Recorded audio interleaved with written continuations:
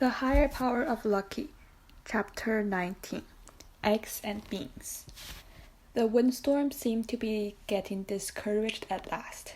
It was less noisy, and you could see parts of the blue sky through the dust.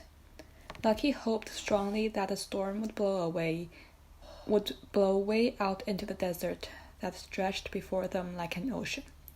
From their protected spot in front of the dugout, the desert was all they could see. Hardpan was far, far behind them. HMS Beagle raised her head, her black nose twitching, when Miles began making the "where are you, where are you, where are you" calls of a quail. Lucky let him. Being around Miles took a lot of energy, and she didn't have much left. Suddenly Miles quit. He lay face down on the towel and began to cry softly. Lucky sighed. "Time for dinner," she said in her brisk nurse voice. As expected, Miles sat up and looked interested. "I have sand and meat everywhere," he announced, "even under my clothes. What are we having?" "First, hard-boiled eggs." "Ew, I only like eggs when the white part and the yellow part are mixed together," Miles explained. "Can't we have scrambled eggs?" "Do you see a stove around here? Do you see a fridge with fresh eggs inside? Do you see a pan for cooking?" "No," said Miles in a small voice. "Is there any gravy? I love gravy for dinner." "Beans," said Lucky in a don't-push-it, Bridget-like way. She was saving the fig Newtons for a later emergency. Maybe by breakfast time tomorrow, Miles will decide to like hard-boiled eggs. Miles peeped softly to himself while Lucky found the can, spoon, and little packets of ketchup. She was very hungry and thought how delicious the beans would taste. But there was one problem, she realized. No can opener. "What's wrong?" Miles asked. "Nothing. We're going to open our cans just like the old miners who once lived in this dugout did, okay?" She had no idea how yet. Because of the look on his face, she said, "Miles, do you realize we're having a big adventure? This is going to be a lot of fun, but we also have to be adaptable, like Chesterfield and the other burrows." Miles still looked worried. "I can't run away overnight," he said. "I'm not allowed to." Lucky decided to deal with that later. She peered into the cool darkness of the dugout. It smelled like ancient earth, like she imagined a tomb would smell, which was why she'd never explored in there before and did not want to go far inside now. She did not like that smell, but it wasn't too deep to see into the corners. A wooden crate held a jumble of old junk. Checking first for the sticky, messy-looking web that black widows spin, not at all like Charlotte's beautiful flat web. Lucky searched for something she could use to get the lid off her can. There were a couple of sand-filled glass jars and bottles, a broken rake, a lot of rabbit droppings, and a rusty screwdriver. She rubbed the screwdriver with sand to get off all the old germs and junk, then wiped it with the corner of the towel. By holding the screwdriver at the rim of the can and pounding the handle with a rock, she made a small puncture. Steadying the can between her feet, she moved the screwdriver very slightly and made another puncture, widening the first one. She had to go almost all the way around before she could pry the spiky lid back. "Okay, here's how the old miners do," Lucky said at last. She tore off a corner of a ketchup packet, dipped the spoon in the can, poured a little ketchup on top, and ate the beans. "Yum," she said enthusiastically to show Miles the one and only response she wanted to hear from him. She passed him the spoon and his own ketchup packet. Miles dipped the spoon and squeezed a large dollop of ketchup on his hand, missing the spoon completely. Trying to lick it off his hand, He dumped a spoonful of beans on a towel. "Don't the old miners have a plate?" he asked. "Too much trouble to wash up," Lucky said. She considered Plan B. "What you do," she said, "is you squirt ketchup straight on your tongue. Then you eat a spoon of beans and it all swaps together in your mouth. Try it." Miles did.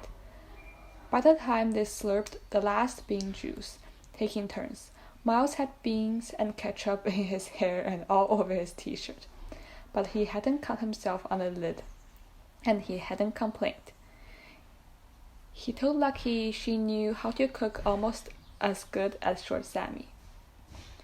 As HMS Beagle finished her kibble and searched the ground for extra fallen morsels, Lucky was thinking that, considering the horrendous windstorm, the bother and trouble of Miles showing up, the koala bear, and the lack of a can opener, still, all in all, it was a pretty successful running away. She felt full and in charge. She looked grown up and maybe even pretty in Bridget's dress.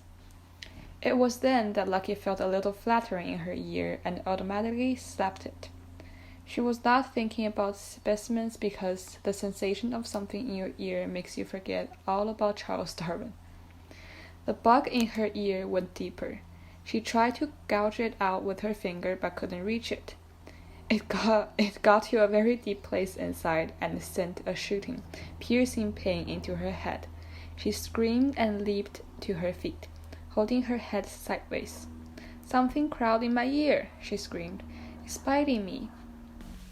The Higher Power of Lucky, Chapter 20. A Good Book. Lucky had always worried, in a far back corner of her mind that wasn't a scientific corner, about a bug crawling into her ear. This was partly why she had a garden hedge perm. At night, if she remembered, she arranged a clump of hair over her ear, so any bug would come along and say, "Whoa, too hard to go through that thicket of hair," and find some other thing to do. The main reason she had mineral oil in her survival kit was to smooth some on her eyebrows for glistening. But another use she knew for the oil was to drown bugs. I can get it out like you got my cactus out," shouted Miles. "Let me try." "No, get me the plastic bottle of oil, quick!" Lucky kept her head to the side in case the bug might fall out because of gravity, but instead it dug around deeper inside. Lucky never knew you could feel that much pain. She had an urgent, tremendous, bad, scary feeling and a crazed panic, with that bug moving around and biting tender, sensitive places that should never be touched ever by anything. Its scrabbling and screeching noises filled up her entire head, and those noises drowned out the other regular noises. She grabbed the bottle from Miles, got down on the towel on her side, and aimed for her ear. A large drop spilled onto her hair and neck, and Lucky started crying because she thought she'd used it all up and wasted it. But there was still a little oil left that she carefully poured, knowing more by feel now where the opening to her ear was. Lucky tried to soothe herself out of the panicky feeling by remembering that the bug would drown sooner or later without danger of the mineral oil seeping into her brain. You have to be patient. The main thing is if the bug is injured instead of being killed, it will never come out and you'll have to go to the hospital where the doctor will use a special, horrible tool to reach in. And Lucky did not want to think about that special tool and what it would feel like. Miles made some machine gun noises and limped off down the hill, kicking sand with his one shoe. Lucky did not move. It's important to wait until the bug fully dies in the oil. She didn't know if it was working, because the bug still flastered and crashed around. "I'm going back now, Lucky," Miles called from the foot of the hill. "I'll bring some help so you don't die from the bug in your brain." Lucky forgot to keep from crying. "Miles, no, I'm okay. I won't die. Don't you want to see the bug come out?" "No." Don't you want to fix Newton? A pause. Miles was probably thinking this over. "I'd better get help first," he said. "But I need you, Miles. I need you to help me." "Help you do what?" There were many more seconds now between buck movements. "Help me wait. I can't move, but I'm very bored. I brought a good book. Could you please read it to me?" "I don't know how to read enough words yet." "Miles, I know you can read this one. Come on. Get it out of that plastic sack." Lucky knew Miles thought she was trying to trick him. Slowly he limped back to the camp. She heard him rummaging in the sack. The bug moved, but only a little. "A mother bird sat on her egg," Miles read, and sighed deeply, his voice full of wonder. By the time Miles finished reading "Are You My Mother?", Lucky decided she could safely turn onto her other side and drain her ear. "Will blood come out?" Miles asked. "I doubt it," said Lucky, but she wondered too. The storm seemed to have blown itself out, and the sun was moving toward the rim of the far-off mountains. Lucky closed her eyes. "Why is my mother in jail?" Miles asked suddenly. "She made a mistake, Miles." "So she's really not taking care of her friend in Florida?" "No."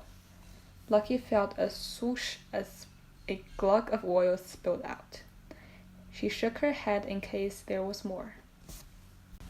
"It's better that she's in jail," said Miles, "because that means she's not staying away from me on purpose."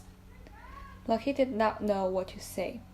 "She'll come back when she's finished being in jail," Miles continued. "But if I tell her about running away, will she be mad?" "I'll tell her how brave you were about the koala burr and how you read to me and everything," said Lucky. She lifted her head and examined the towel. A tiny white moth, smaller than a housefly, lay there. Lucky had expected a gigantic beetle. She smiled. The pain completely gone, and sat up. "She'll be proud of you," she said. "Guess what, Lucky? Here comes Chesterfield." They both heard steps approaching in the calm silence, but it wasn't a burro who came around the side of the hill. It was Lincoln.